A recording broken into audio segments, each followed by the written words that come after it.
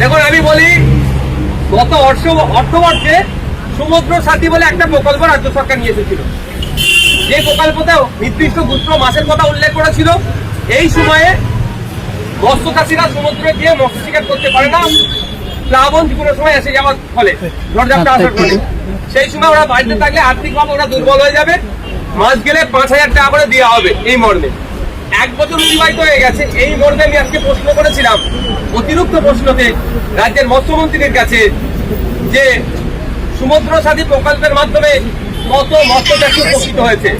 দুর্ভাগ্যের বিষয়, সঠিক উত্তর তিনি দেননি বা এক্সাক্ট ফিগার তিনি বলেননি। আর একটা আমি অতিরিক্ত কোশ্চেন করেছিলাম,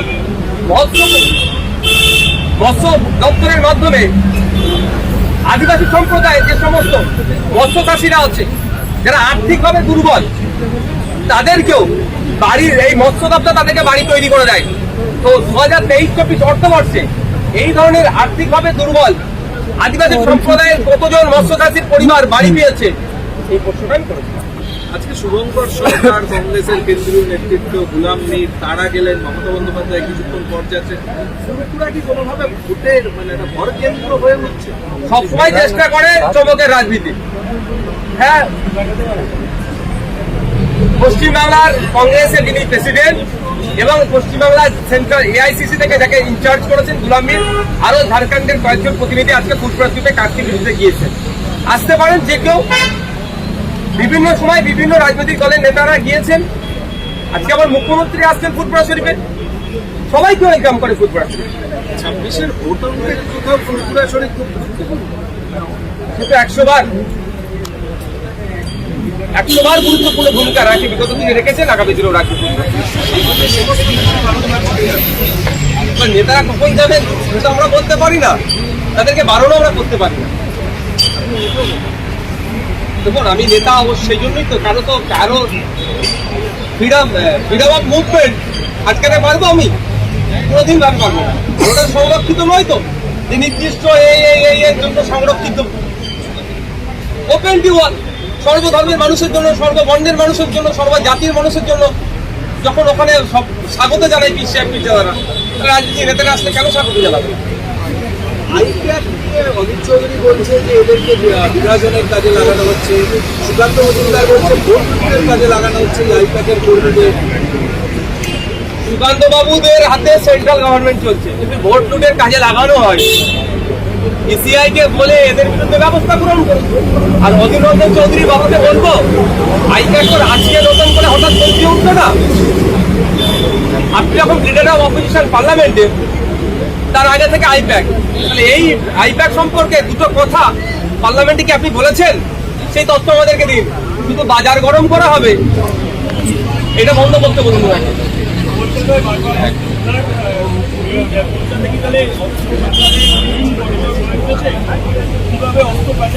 বকচুরি কাণ্ডের পরে রাজ্যের মুখ্যমন্ত্রী বলেছিলেন রাজ্যে যত অবৈধ অস্ত্রশস্ত্র আছে উদ্ধারের কথা।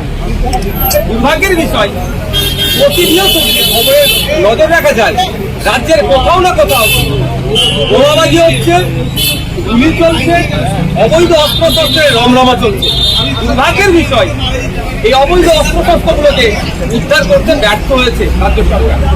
কারণ রাজ্য সরকার রাজ্য প্রশাসনকে উদ্ধার করবে, প্রশাসনের প্রতি বছর সংখ্যা কমে গিয়েছে, ম্যান পাওয়ার কমে গিয়েছে, 1 নম্বর।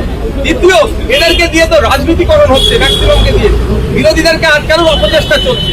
ফলে সাবজেক্ট ছেড়ে অবজেক্টের দিকে বেশি নজর দেওয়ার ফলে এই দেখতে হচ্ছে।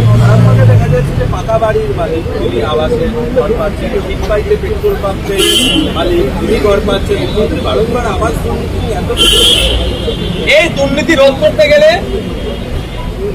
সর্বপ্রথম পন্থা অবলম্বন করতে হবে, মুখ্যমন্ত্রী বা দপ্তরের পক্ষ থেকে নোটিফিকেশন জারি করতে হবে যে সার্ভে করবে, সার্ভেয়ারকে কঠোর হতে হবে, সার্ভেয়ারকে চলাই সই করতে হবে, যে সার্ভে করেছে ফুল সিগনেচার দিতে হবে সেখানে।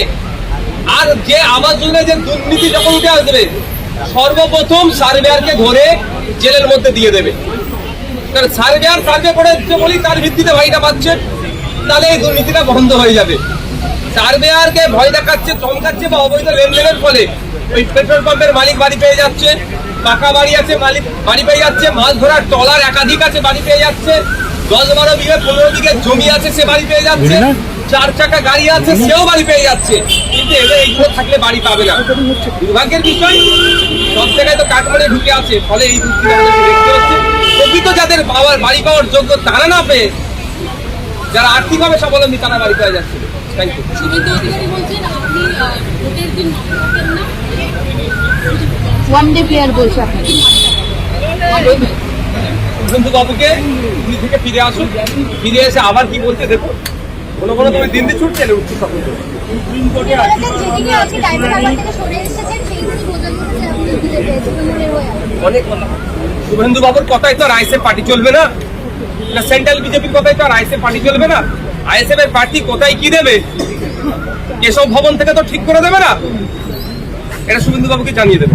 সুপ্রিম কোর্টে অ্যাটিটিউড মামলা শুনানি, কলকাতা হাইকোর্টে মহিলা স্থানান্তরের জন্য বাবা মা।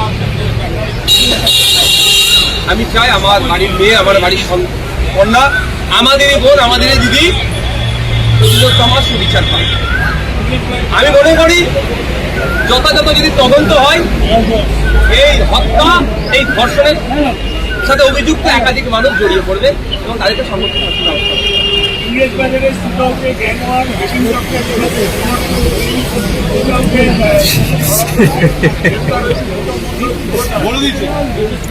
রাজ্যের অবৈধ অস্ত্রের রমরমা, রাজ্য প্রশাসন সম্পূর্ণরূপে ব্যর্থ হচ্ছে এগুলো বন্ধ করতে।